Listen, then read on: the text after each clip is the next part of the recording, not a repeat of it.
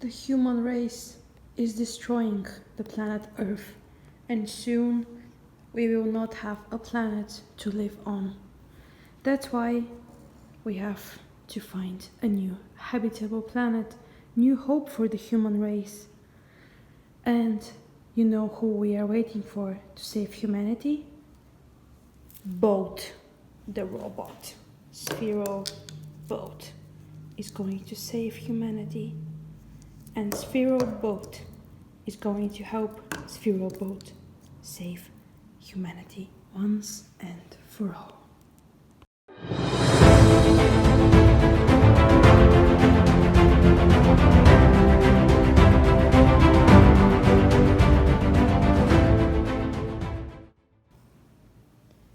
The headquarters on Earth, the robot that will be receiving the signals.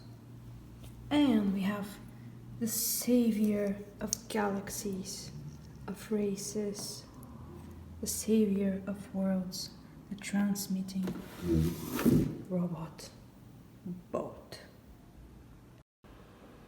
Let's see the program working. Good luck, Captain.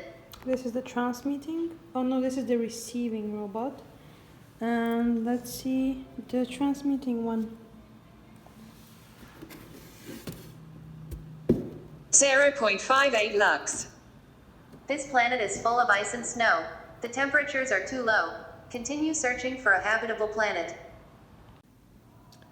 Now let's see when we have the phone's flashlight working, if it's going to measure a lot of light.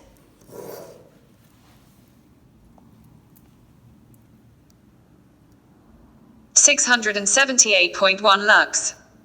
This planet is scorching hot. The temperatures are too high. Continue searching for a habitable planet. The planet is scorching hot and the receiving robot becomes red because of the phone's flashlight, because it's too much lux. And now let's see if we just have the normal daylight, no box and no flashlight working. See what the program is going to do. 241.84 lux. 200 lux. This planet is full of water and flowers. The temperatures are perfect. The planet is habitable. You can stop searching, Captain. So it's a habitable planet, it's perfect. Now it exited this program and it just exited this one. So yeah, the program is working pretty good. It's amazing actually how these two can communicate with infrared. So let me tell you how this program works and what we're going to be doing today, what to expect from the robot. So this is the first program. I actually have two of them. So we have the transmitting program and we have the receiving program.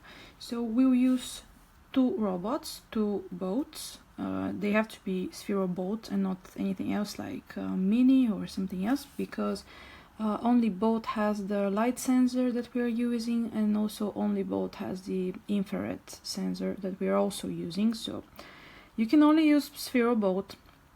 So let's first check out the transmitting robots program. So this robot, the transmitting one, will be the one that will be measuring the light of the room or where it is placed, and according to these measurements the robot is going to send different types of signals to the receiving robot, and the receiving robot will be acting according to whatever it received. So this is the measuring robot, this is the transmitter. So we have a forever loop, so it constantly measures the light. Then we have a delay for 2 seconds, which is something we must do. We must have a delay because this delay gives the robot 2 seconds in which it can make the most accurate measurement of the light. So if we don't do this, the measurement is not going to be that good, and we can't really expect right measurements. So after the delay, we have a speak block, which will be the robot saying how much the luminosity in the room is measured in lux. So if it measures like 200 lux, it's going to say 200 point blah blah lux, for example. And then this, the luminosity that it measured, it's going to be stored in this variable that I called luminosity. And after we have luminosity and its value, I'm going to test in 3 different cases how much this variable is. So if the robot measured that the light in the room is lower than 49 lux, which is this case here, then it's going to send a message on channel 1. So after that we have a delay for 5 seconds, so it actually sends the signal, then it stops broadcasting and delays for another 7 seconds. If the luminosity in the room is more than 999, then it's sending message 3. It will be broadcasting for 5 seconds, then it will stop broadcasting and then delay for another 7 seconds. This the first case is if the light in the room is lower than 49, which means that it's very dark. So it's sending message 1 when it's very dark in the room. If the light is more than 999 lux, which is really a lot, so that's for the flashlight, or so if there's lots of light going to the robot, which is more than 999 lux, then it's sending message 3.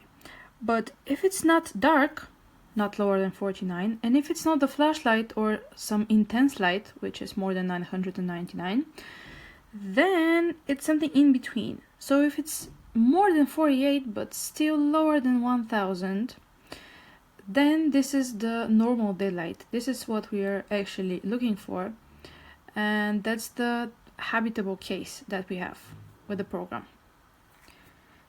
So this is when it's going to send message number 5, and then again delay to send the message, and for the other robot to receive it and to act.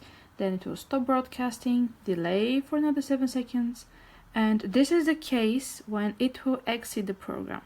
In the other cases it will not exit, it will just continue, start again, all over again, and measure again and again and again. But this is when we are trying to find a planet that is habitable. But if we found one, which is this case here, then it would just exit the program. Now let's see the program of the receiving robot. So we have 3 different messages that the robot can actually get, which is a message for darkness, which is the cold planet, a message for intense light, which is the scorching hot planet, and then the message for normal daylight, which is the habitable planet that we are actually looking for. So that was the other robot. Now we have the receiving one. So the other one that we just saw was the one that is sending the signal, and this one here, this program here, will be the robot that will be receiving the messages, and it will have to act according to whatever message it got. So when the program starts, it will just say good luck captain, and it will start just looking for messages, because this is the only code it has. So it only has the on start and then on message 1, 3 and 5.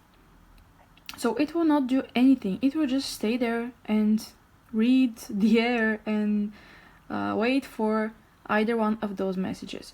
So if it receives message number 1, you remember the one that was below 49 lux light and luminosity, then it will just say this planet is full of ice and snow, the temperatures are too low, continue searching for a habitable planet. It will turn blue and then it will delay for 2 seconds. So after that, if we have the very intense light that you remember with the flashlight, the light that is more than 999, then it will receive message number 3. And then the robot, the receiving one, will speak. This planet is scorching hot. The temperatures are too high. Continue searching for a habitable planet. Then it becomes red, and again, delays for 2 seconds. So it actually gives time to the other robot to make a new measurement before this one starts looking for another message. And if it receives the last message, which was message number 5, here's the case right here, it will say this planet is full of water and flowers. The temperatures are perfect. The planet isn't habitable. You can stop. Oh no, this is wrong. I'm sorry. It's supposed to say the planet is habitable. You can stop searching, Captain. So imagine that it just says that. It will become green. It will delay for another 2 seconds, and it will just exit the program. So you see, according to the different messages that the receiver can get, it will act in a different manner. But only in the last case, where we actually have a habitable planet, it will exit the program. All the other cases mean that it will continue searching for a habitable planet because it's either too snowy and icy or too scorching hot and they're not habitable. But when we get a habitable planet, we exit the program on both ends. So both Sphero Bolts will just exit the program. So this is the code for both the robots. I hope I did a good explanation, although I really doubt it, but I tried my best.